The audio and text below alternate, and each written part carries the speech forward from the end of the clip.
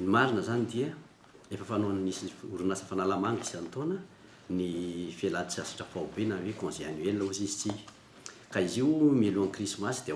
hatramin'ny aorianan'ny taom-baovao ka eo amin'ny roa herinandro ao ka marina fa dia mikatona tokoa ny orinasa fanalamanga nandritra an'izay roa herinandro zay ary tsy misy entana mivoaka tsy misy fitrandrahana manomboka mihitsy mba ialana amin'ny fioaram-pefy zany na zany raha nefa raha tokony nisokatra tamin'ny herinandro teo izy dia raha antsika nahita fa tany Moramanga zany orambe mihitsy tany Moramanga nandritry ny herinandro iny ka mba fitsonjovana fototra-pitrasa zay fa namboaritsika nandritry ny 4 taona zany ny lalana indrindraindrindra dia nahato kely izy aloha ka amin'ny herinandro ambony eo zany anomboka isokatra tanteraka ny orinasa fanalamanga zany amin'ny fitrandrahana na hazo io na titikazo io na olatra io na arina fandrehitra io zany hoe manomboka amin'ny herinandro eo zany dia fanomboka hivoaka daholo ny vokatra ao anatin'ny orinasa fanalamanga. Firy taona isan'andro moa zany hoe hazo mivoaka anatin'izay sehatry ny fanalamanga zay? Raha ny mivoaka amin'ny orinasa fanalamanga zany dia eo amin'ny 7 alina sy 2 hetsy metra cube zany ny hazo mivoaka isa-taona zany ary ny arina fandrehitra zany dia eo amin'ny 5 hetsy lasaka isa-taona zany no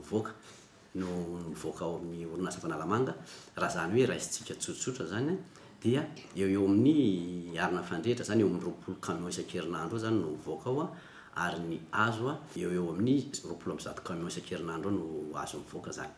Manao ahoana ny hoe falany ny alatsinanana ny famerenana sy ny fambolena indrindraindrindra hoe famerenana amin'lohan'ny an'izay tontolon'ny ala zay? Ya, io zany moa fa hoe lany ny alatsinanana fa mety faritatsika ngamba zay somary ampovoany atsinanana zany satria ny politika anay zany tanonomboka tonga teo tanomboka tamin'ny taona 2024 dia ny hoe fitrandrahana ara-drariny sy matianina zany ny alan'ny orinasa fanalamanga ka raha zany hoe raha mitrandraka ala manodidina ny 10 hectara tsika zany isa-taona nanomboka tamin'ny taona 2024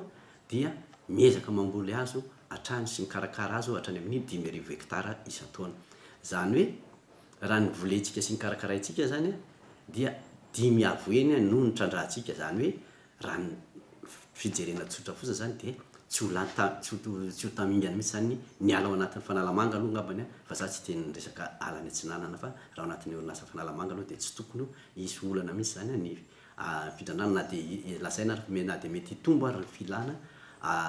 isa-taona. Le olatra sy le titikazo aiza ho aiza ny resaka famatsinan'io inona ny tena hoe tombony hazo mitambirina amantsika tatoerana? Zany hoe ny tombony amin'io zany dia mbola miverina kely amin'ny taona 2024 foana zany tsika hoe natongavanay tao zany dia zay ny hoe amin'ny teny vahiny moa izy dia le hoe concept de zéro déchet zany hoe tsy misy zavatra very mihitsy zany amin'iny hazo anankiray iny ka ny fizotra ny fitrandrahana zany dia azavaiko aminareo tsotsotra mandeha aloha zany fakana titikazo zay miteraka vola ho an'ny orinasa fanalamanga dia ampiorianan'izay mandeha fitrandrahana ala zay miteraka vola ho an'ny orinasa fanalamanga ny sisikazo sy ny firatsakazo dia mivadika atao arina fidiram-bola ho an'ny orinasa fanalamanga ary ny vody azo avadika atao olatra mbola vola miditra amin'ny orinasa fanalamanga raha jerena amin'ny akapobeany zany dia ny raviny sisa zany no mijanona amin'ny hazo anankiray kesika fotikazo anankiray kesika zay zany amin'ny akapobeany le zany hoe zay no nafahana hoe niezaka nafahana anankiray hoe nanatsara ny fitantanana ny orinasa fanalamanga ray ary mba hafahana niatrika ny filana anatiny na sy velany na amin'ny resaka hazo na amin'ny arina fandrehitra verina kely amin'ny titikazo olatra indray io zany titikazo olatra io zany dia natao ahondrana makany sinina daholo zany izy ireo satria tsika mbola tsy manana ny fahaiza-manao amadihana azy ireo zany satria raha ny titikazo saika ampiasana amin'ny resaka lakôly loko ary ny olatra moa dia amin'ny sakafom-biby sy fanafody no ampiasana nanodina sinoana azy zany ny produit fini farany. Mbola ampy ve ny hatretony ny filandry zareo sinoa zany ho an'izay hoe vokarintsika izay ny titikazo sy ny olatra? Ngamba raha tsika malala fa ny miara-miasa amin'ny sinoa tena manahira raha no ampy ho an'ny sinoa aloha ngamba tsy misy na ovinana na inona fa anjarantsika zany no mitandrina miréglementé anazy amin'ny hoe tena miréglementé an'le fitrandrahana zany mba tsy hapotika tanteraka ny alatsika satria ny tsy fahaizana no mitrandraka zany matetika manimba ny anokely fananantsika zany dia io ny tsy ho ampy anazy novinanao vina io ary izy miezaka mampitombo hatrany ny vokatra fa tsika zany no mametra hoe atreto any ny azo atao mba tsy hanapotehana ny fananantsika zany. Afaka mame chiffre vita she eo tsika amin'izao fotoana zao zany ny fitrandrahana didikazo zany dia manodidina ny 4 taona isan-taona eo zany aloha no avokatsika feratrika hatreo zany le izy ary ny olatra zany dia manodidididina ny 3 taona isan-taona eo zany satria ny fotikazo efa tsy ilaina moa iny zay tsy ilaina ihany zany ny azo nitrandrahana vadika olatra. Eo le fiaraha-miasa amin'ireo sinoa eo manaona le asa fanitarana miteraka resabe le hoe lafo namidy amin'ny sinoa ny tany mbola resabe mipetraka iny ankehitriny. Zao aloha nazava ny teniko tamin'izaho tonga tamin'ny taona 2024 tamin'ny fankalazana 500 taona ny FANALAMANGA dia hoe zay tanin'ny FANALAMANGA dia tsy maintsy miverina ny FANALAMANGA ary zay tsy han'ny FANALAMANGA dia tsy mitonga zany ny orinasa FANALAMANGA. Izaho ve miady ny amerina ny tanin'ny FANALAMANGA zay ny bodon'ny olona dia hamaritra an'izany amin'ny vahiny indray sanatria dia sanatria zany fa ny fiaraha-miasa amin'ny sinoa dia aleo azava satria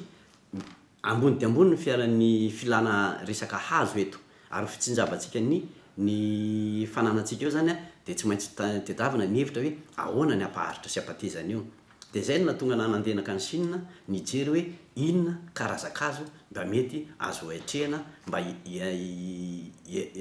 haminona zay banga amin'ny filan-kazo zay dia zay no natonga ny fiaraha-miasa miaraka amin'ny sinoa amin'le fambolena an'le kininina aingam-pitombo zany hoe eucalyptus hybride zany ka raha ohatra hoe fitrandrahana ny azo kesika dia eo amin'ny 20-20 taona eo vao lehibe azo trandrahana tia kosa nefany dia azo trandrahana ao anatin'ny 4-5 taona. Hitanareo amin'izany ny fiodinan'le vokatra zany amin'izay fotoana zay dia zany hoe afaka tsara zany miatrika ny filana mitsena anatiny sy ivelana zany tsika satria tovy amin'ny fampiasana an'ireo azo kesika ireo ihany ny ampiasana an'le kininina dia zay le izy zay fiaraha-miasa zay nefany azadiny fa miara-miasa amin'ny sinoatsika zay fahaiza-manao no matetika tsy omeny fa dia nisy fiaraha-miasa dia nomentsika tany izy zany hoe eo amin'ny tany orinasa FANALAMANGA ho amboleny an'le kininina miaraka amin'ny orinasa FANALAMANGA zany tsy midika hoe namidy aminazy fa amena la disposition ny tany FANALAMANGA ambolena an'io dia avy eo izy mitrandraka dia mamerina ny tambelombidy amin'ny orinasa FANALAMANGA ihany zany hoe izy zany mitondra ny fahaiza-manao amin'le fambolena dia izy mitrandraka n'iny hazo iny mahary avy eo mamerina ny tambelombidy ao anatin'ny orinasa FANALAMANGA zay fa raha ny famorotana tany na 1 mètre carré mbola tsisy tany namidy ny orinasa FANALAMANGA na tamin'iza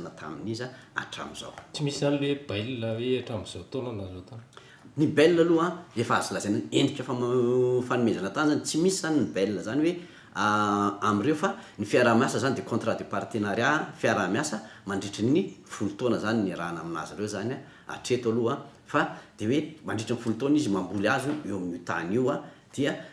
rehefa mandeha moa arakaraka ny fivoarana eny zany le izy dia hoe azo tohizana ve sa tsy azo tohizana le izy arakaraka satria mety misy ny fiovan'ny teknôlôjia sy ny karazan-kazo mety ho azo ambolena indray dia mety mivadika amin'izay tsika mety anatsarana kokoa ny fambolekazo fa azadino fa io fambolekazo natao io dia ao anatin'ny orinasa FANALAMANGA ny fiatombohany fa ny ezahana aminazy io fanampiana ny fanjakana malagasy ministera dia andeha ino